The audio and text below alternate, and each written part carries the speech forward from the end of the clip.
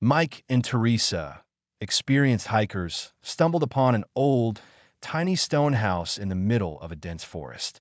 They had never seen or heard of it before, and even online, there were no records of its existence. Curious but cautious, they approached the mysterious structure.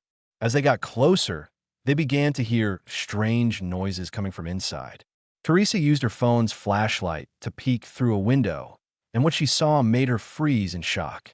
Something was inside, but they had no idea what it was or why the house had been hidden away for so long. They weren't alone on this hike.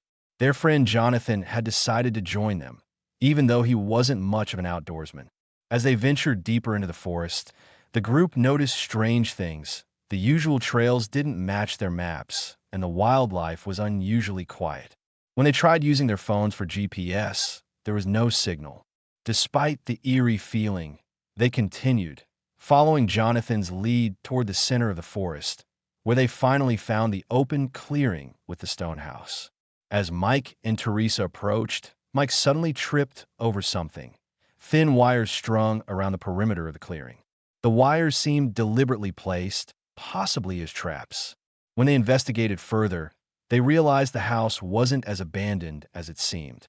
Jonathan, eager to figure out what was going on, noticed more wires leading toward a small device near the house.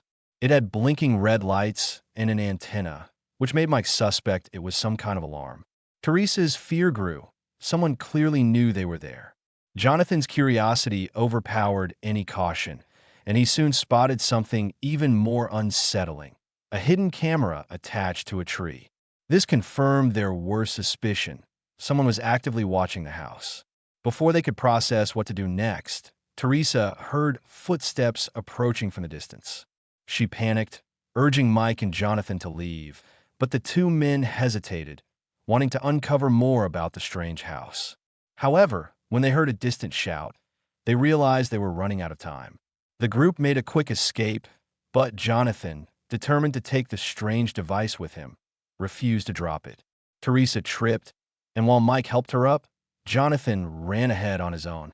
Suddenly, the sound of barking dogs filled the air. The situation had gone from unsettling to dangerous. Just as they feared being caught, the barking abruptly stopped, and a man stepped into view. He wasn't an ordinary stranger. He was a forest ranger named Peter. Peter questioned them about their presence in the restricted area. Mike and Teresa, still shaken, explained that they had stumbled upon the house by accident. When they mentioned the device Jonathan had taken, Peter's demeanor changed.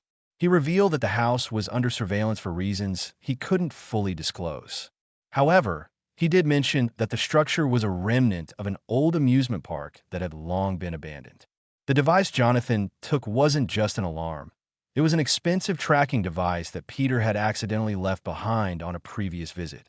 Despite Peter's efforts to track Jonathan, he was already near the forest's edge, out of reach. Worried about their friend, Mike and Teresa tried calling him, but their calls went straight to voicemail. Jonathan, always stubborn, likely believed he had found something valuable. As Peter escorted Mike and Teresa back to safety, they couldn't shake the feeling that they had uncovered something much bigger than an old amusement park. What was Jonathan planning to do with the device? And more importantly, who else might come looking for it? After days of searching, Mike and Teresa finally tracked Jonathan down to an abandoned building near the hidden house. Weak but alive, he revealed everything. He had uncovered a secret underground bunker beneath the house, filled with documents proving that the land once belonged to a wealthy scientist who mysteriously vanished. The scientist had been working on a classified experiment for the government, but when he refused to hand over his research, he was silenced, and his work was erased from history. The hidden house was meant to be forgotten, but Jonathan's curiosity had exposed its past.